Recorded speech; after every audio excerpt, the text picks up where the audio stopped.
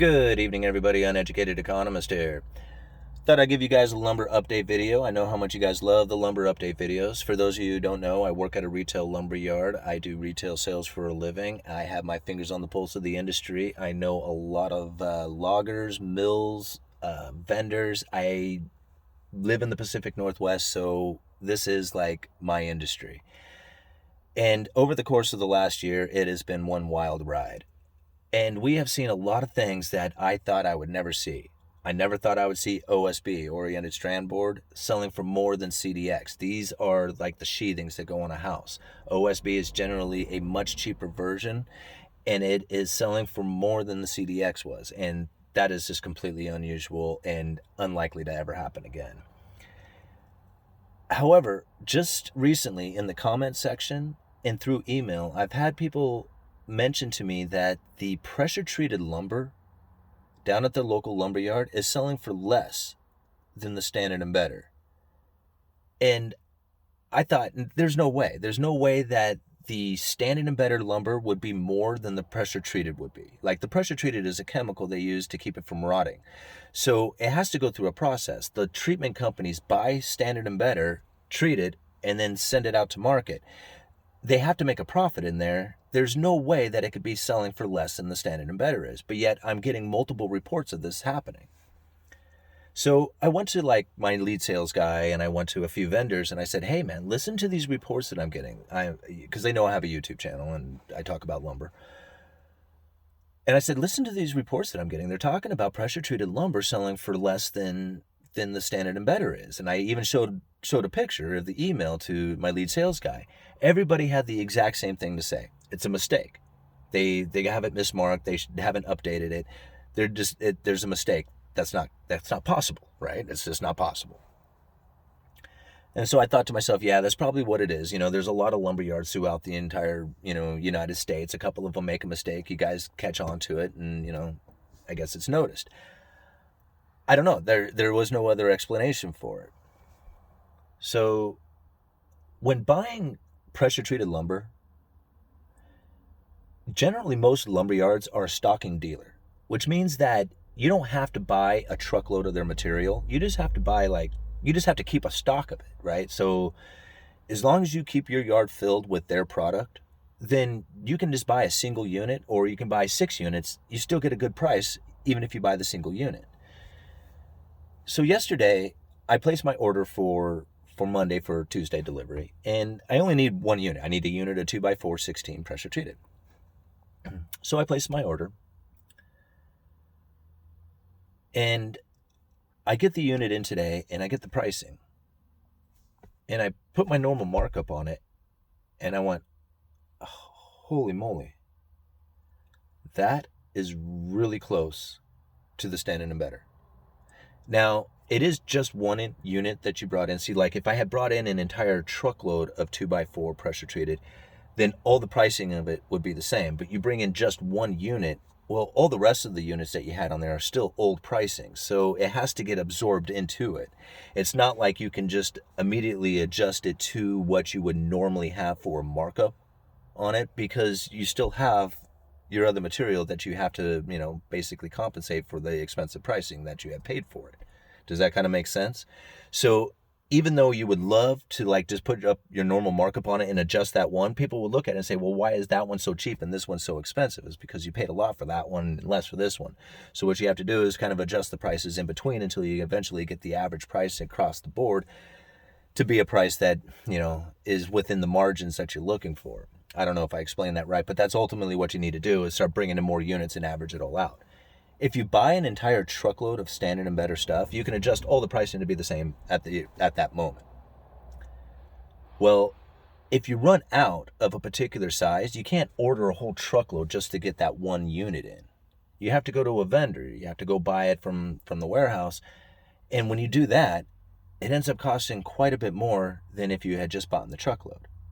You see the difference in that? See, pressure treated, you can buy a single unit and get a good deal on it. But standard and better stuff, you can't really just buy a single unit and get a good deal. You have to buy an entire truckload of it. So yeah, we were able to get a pretty good deal on, say, the unit of 2x4 8s. We brought those down from $13.25 a piece, 2x4/8. I couldn't believe it, $13.25 a piece. We brought those all the way down to $4.25. That's how good of a deal we were able to get on our 2x4/8.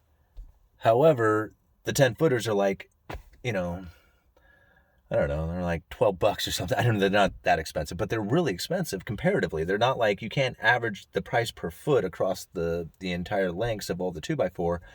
Only the 8-footers are that cheap. The rest of them are still expensive. Once we get the next truckload in, then we'll be able to readjust. All the pricing will be the same. You can pretty much pick out one, figure out the price per foot, and all of them would be that price.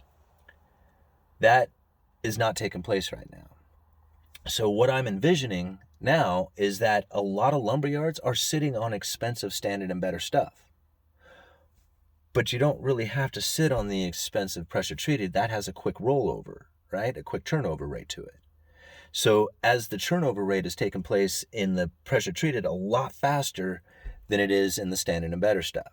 Like that, I mean, typically that wouldn't happen because, most of the time homes, being built causes the pricing, or causes the flow of lumber to be, consistent. But we've had quite a bit of hiccup and dramatic change taking place here, especially in the housing market over the last couple of months. And a lot of that doesn't get reflected until the data comes out. So right now, the lumberyards are really experiencing something that the data is not going to show. You see what I'm saying? So there is talk about, home sales slowing, new permit issuance slowing down, new construction slow down, stuff like that, all because of the worry on what it takes to get a house built. I mean, you think about it, like the logistical nightmare for building a house right now is just probably, I don't even know. Like, I work at a lumberyard. I distribute building supplies. I can't imagine what it must be like to try and build a house. I mean, you would have to start framing. You would have to order your vinyl windows before you even get the lumber to the job site. That's something. I used to be able to order vinyl windows, and have them in 10 days. Now it takes 8 weeks, maybe 8 weeks or more to get your windows. So you want to build a house, you want to install the windows like soon as they're ready, as soon as the structure of the house is ready to accept windows, you want to be able to put them in and close the box off, close it in. And if you got to think about it, it's just like, okay, well, I got to get my material, I got to make sure the guys are out there, got to have the foundation poured, and before I do any of that stuff or even worry about it, I got to order my windows. Yeah, that is a very difficult process to get through. I don't know how the hell it is that people are getting it done, but it's happening. Obviously, there's people who are still building. But that's kind of some of the things that I'm seeing taking place inside of the lumber industry right now. And that's probably one of the reasons why you're seeing pressure-treated lumber fall below the Standard and Better price, especially at some of them, probably the smaller lumber yards, because the adjustment of lumber prices is not exactly something that you can just do every day or on a daily basis, especially on the downward motion. Like, going up is easy because you're just going off a replacement cost. Going down, now you're dealing with competition because you're going to take a loss at some point if you are going to be competitive with the other lumberyards. If you don't be competitive, if you're not competitive with them, you're not going to sell your product. So everybody's kind of like in the holdout game, waiting for the next person to either drop their prices below cost or to sell out and order in new. Once that happens, the other lumberyards have to adjust their pricing down to what to the local lumberyards competition is, take a loss on it, or else you suffer the consequences of not being able to sell your product, and that's no good either. So that's the situation everybody's in. I can't tell you how long that's going to last for. I can only assume that we are going to reach some sort of equilibrium. But I feel that the pressure-treated companies may be overstocked. And this may continue as the pressure-treated companies are trying to unload their product. You may find that it stays right there, very close to the price of Standard and Better lumber. I mean, it won't for forever. I mean, it will until it finally reaches that bottom. You see, as like some of the lumber yards are trying to deal with the high cost of the inventory that they have, while bringing in cheaper and cheaper pressure treated. Until that finally ends, you could see it. You could see where the treated is going to get closer and closer to the standard and better price. Once it changes, it'll go back to what you would normally expect. But some of the other things, I guess I'm going to add one more thing before I let you guys go. I'm just kind of rambling here, but yeah, I don't know, whatever. But one other thing, I noticed that a lot of the vendors are starting to issue out a lot more specials.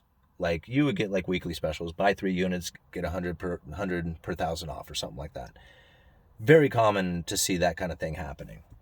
What I don't ever remember, at least from my experience in watching the futures price, I've never seen where vendors were offering up lumber for less than what the futures price were selling for. And that's what's happening right now. I had a special come in, buy 2x6/8 standard and better, and the price of it was dramatically, in my opinion, dramatically less than the futures price was closing at today. Like it closed at 600 per thousand, and this vendor was selling units of 2x6/8 for much less.